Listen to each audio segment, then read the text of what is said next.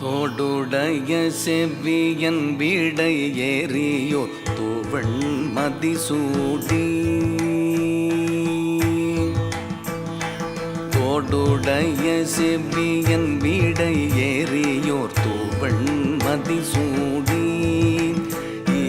தோடுடைய செவ்வியன் வீடை ஏறியோர் தூவண் மதிசூடி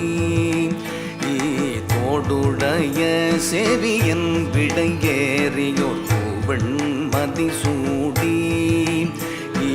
தோடுடைய செவியன் விடையேறியோர் தூவண் மதிசூடி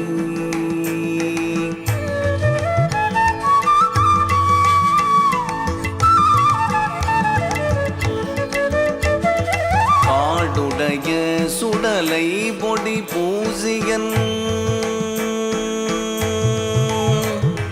காடுடைய சுடலை பொடி பூசியன் காடுடைய